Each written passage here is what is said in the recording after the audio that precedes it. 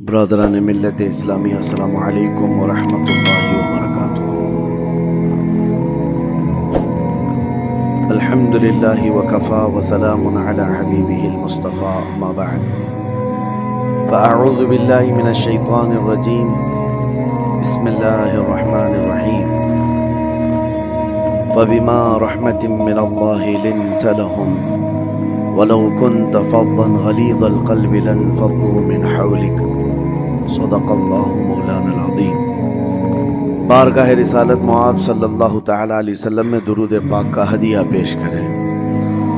اللہم صلی علی سیدنا و مولانا محمد معدن الجود والکرم وآلہ واصحابہ الکرام وابنہ الکریم وبارک وسلم صلاۃ دائمۃ سرمدا ابدا۔ عزیزان گرامی وقار، انسان کو اللہ تبارک و تعالیٰ نے جو خصوصیات عطا کی ہیں، اس میں خاص طور پر زبان اور بیان کی خصوصیت بہت اہم ہے۔ شیخ سعدی رحمۃ اللہ تعالیٰ علیہ فرماتے ہیں، تا مرد سخن نہ گفتہ باشد، عیب و ہنرش نہ ہفتہ باشد۔ جب تک آدمی بات نہیں کرتا، اس کی اچھائی بھی چھپی رہتی ہے، برائی بھی چھپی رہتی ہے۔ انسان اپنے کلام سے، اپنی بات سے سمجھ میں آ جاتا ہے کہ کس کیٹیگری کا ہے، کس لیول کا ہے۔ اس کی گفتگو کے آداب اس کی حقیقت بتاتے ہیں، بلکہ یہاں تک کہ اس کے نسب کا بھی پتہ لگا لیا جاتا ہے اور اس کی تربیت کا بھی اندازہ ہو جاتا ہے۔ حضرت لقمان حکیم سے پوچھا گیا، نیکی کس کا نام ہے؟ تو آپ نے فرمایا، دو چیزیں اور بہت چھوٹی ہیں۔ نیکی دو چیزیں ہیں جو بہت چھوٹی ہیں۔ کہا کیا ہے؟ کہا کہ ملاقات میں لوگ اپنے بھائیوں سے مسکرانا اور نرم گفتگو کرنا۔ ساری نیکیوں کی جڑ ہے یہ، نرم گفتگو کرنا اور لوگوں سے خندہ پیشانی کے ساتھ مسکرا کر ملاقات کرنا۔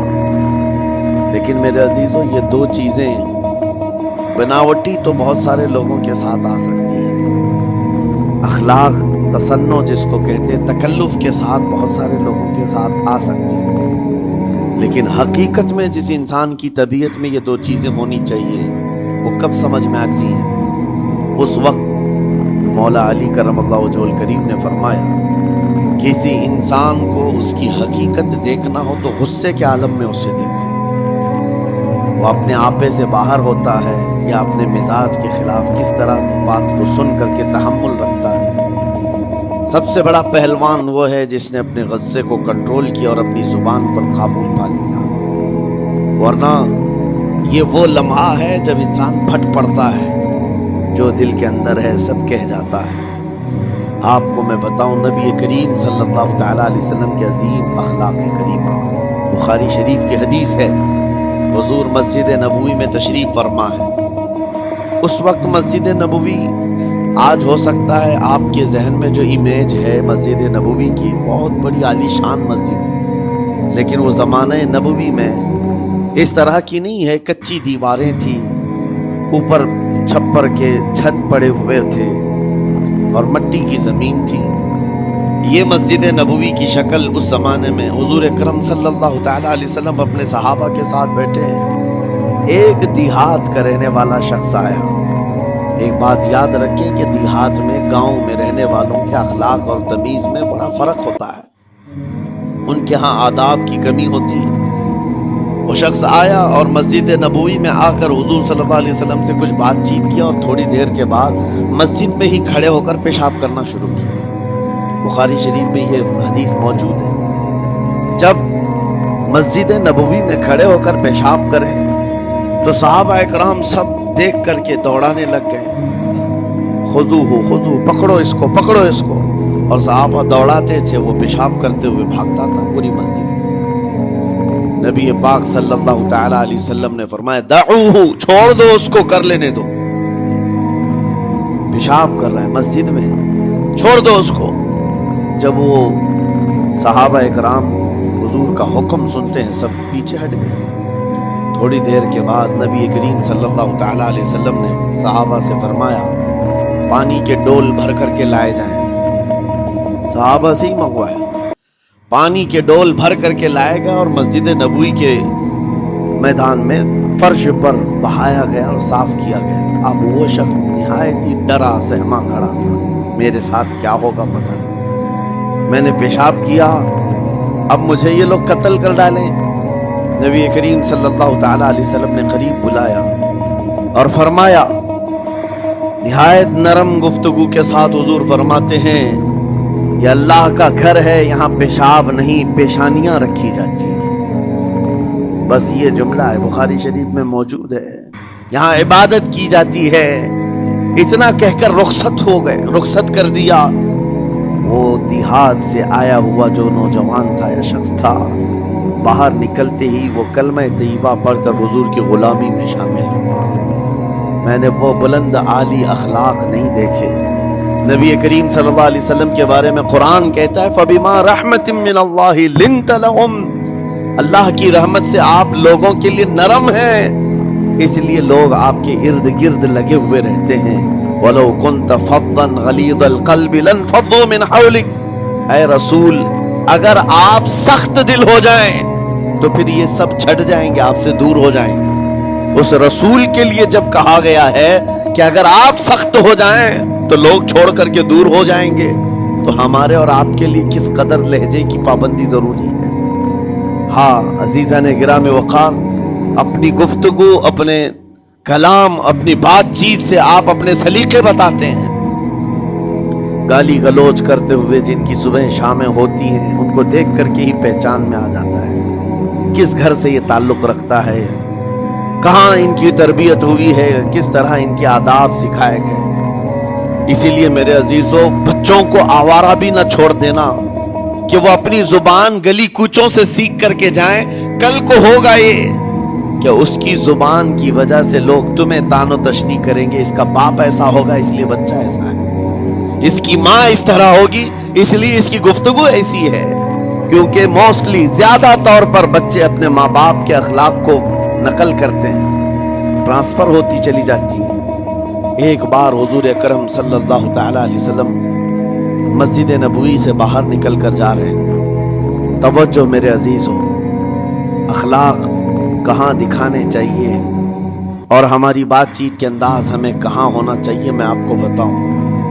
حضور تشریف لے کر جا رہے ہیں، صحابہ اکرام کھڑے تھے حضور کے اطراف. مدینہ طیبہ کی ایک بوڑھی خاتون جس کا ذہنی توازن کھویا ہوا ہے، یعنی وہ دماغی طور پر ڈسیبل ہے، اور وہ آئی جا رہی تھی. لوگ جب بھی اس کو دیکھتے راستہ کاٹ لیتے. وہ جس کو بھی پکڑتی تھی سنانا شروع کرتی تھی، جو منہ میں آئے بکنے لگ جائے، اور لوگوں کو تنگی محسوس ہونے لگتی. صحابہ نے دیکھا کہ یہ عورت آ رہی ہے، حضور کی طرف آ رہی ہے. سب نے حضور صلی اللہ علیہ وسلم کو گھیر لیا، اس کا راستہ روکنے کے لیے. اب آئے گی اور نبی کریم صلی اللہ علیہ وسلم کے پاس اگر زبان درازی کرنے لگ جائے، پاگل عورت ہے، اور بک بک کرنے لگ جائے، حضور پاک صلی اللہ علیہ وسلم کے ادب میں کہیں کمی نہ آ جائے. صحابہ کا یہ ہمیشہ اہتمام رہتا. حضور اکرم صلی اللہ علیہ وسلم نے دیکھا تو صحابہ سے کہا، ہٹ جاؤ، اس کو آنے دو، ہٹ جاؤ، اس کا راستہ چھوڑ دو. صحابہ نے کہا، یا رسول اللہ صلی اللہ علیہ وسلم، اس کا ذہنی توازن ٹھیک نہیں ہے، دماغی طور پر وہ عورت ٹھیک نہیں ہے. وہ آئے گی اور لمبی باتیں کرتی ہے، لا یعنی باتیں کرتی ہے، کہیں آپ کی شان پاک میں کوئی گستاخی نہ ہو جائے. صحابہ روک رہے تھے. حضور پاک صلی اللہ علیہ وسلم نے سختی سے فرمایا، ارشاد فرمایا، ہٹ جاؤ، اس کا راستہ چھوڑ دو. مجھے پتا ہے پورے مدینے میں اس کی کوئی نہیں سنتا، میں بھی نہ سنوں تو کس کو سنائے گی؟ اگر میں بھی نہ سنوں تو وہ کس کو سنائے گی؟ یہ میرے مصطفیٰ کریم صلی اللہ تعالی علیہ وسلم کے دربار عالی جاہ کی وہ بلند اخلاق کریمانہ کی ایک مثال ہے، جس کو خود میرے آقا نے فرمایا، بعثت لأتمم مکارم الاخلاق. عزیزان اکرام وقار، لوگوں کے آج حالات ایسے ہیں کہ اچھے لوگوں کے ساتھ اخلاق الگ دکھائے جاتے ہیں، چھوٹے لوگوں کے ساتھ اخلاق الگ دکھائے جاتے ہیں. سٹیٹس کا آدمی ہو تو اس کے ساتھ ملنے کے طریقے الگ ہیں، اور غریب کوئی آ جائے، فقیر کوئی آ جائے تو اس سے ملنے کا انداز الگ ہو جائے. یہ نہ ہو، یہ ہم سب کے لیے نصیحت ہے. اسی ممبئی کی سرزمین پر میں آپ کو بتاؤں، ایک ماہم شریف میں بزرگ حاجی صاحب ہوا کرتے تھے، آج سے تقریباً 10-12 سال پہلے.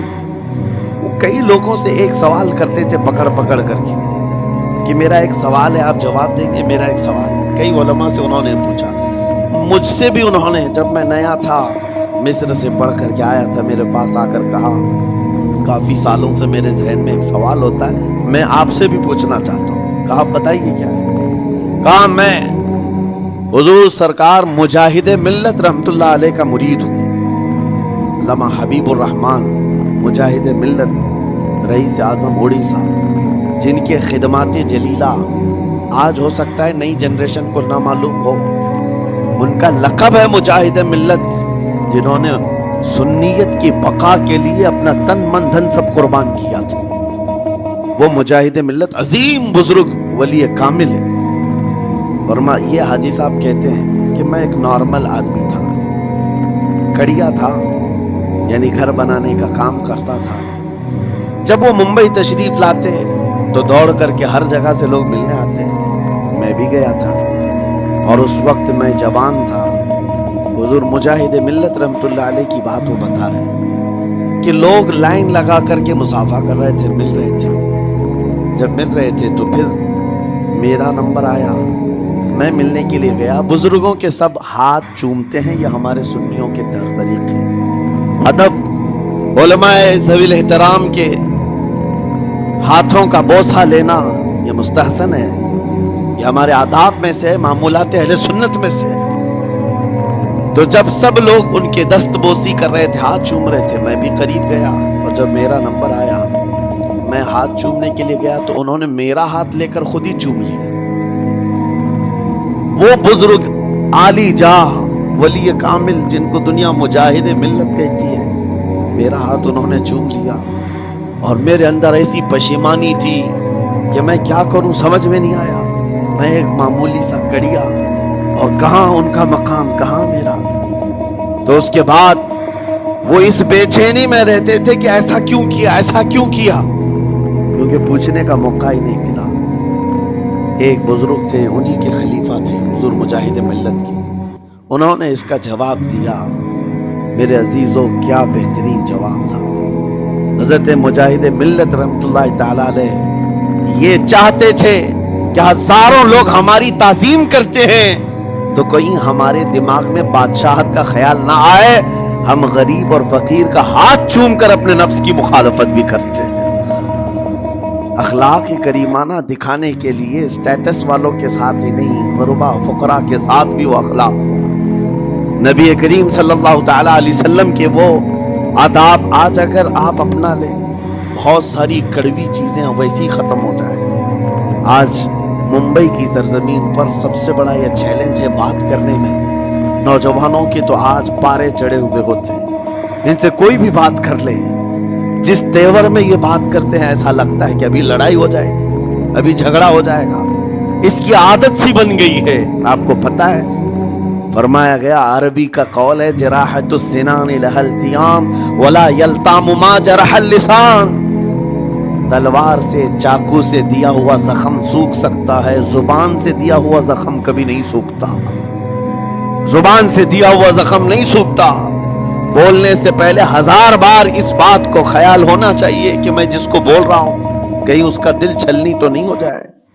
میری زبان یہ ہوتی 50 گرام کی چھوٹی زبان ہے، لیکن بڑے بڑے لوگوں کے کلیجے چیر کر رکھتی ہے، بڑے بڑے لوگوں کے دلوں میں سوراخ کر کے رکھتی ہے، زخمی کر کے رکھتی ہے اس کا استعمال. اسی لیے روایت میں ملتا ہے کہ جب انسان صبح کرتا ہے تو سارے اعضاء، ہاتھ، پیر، آنکھ، کان، ناک، سارے اعضاء سب سے پہلے زبان سے یہ عرض کرتے ہیں، اس کی پناہ مانگتے ہیں، کہتے ہیں آج تو صحیح سلامت رہے گی تو ہم سب صحیح سلامت رہیں گے، اور اگر تو پھسل گئی تو عذاب ہم پر بھی ہوگا. زبان بولتی ہے، مار کسی اور کو پڑتی ہے.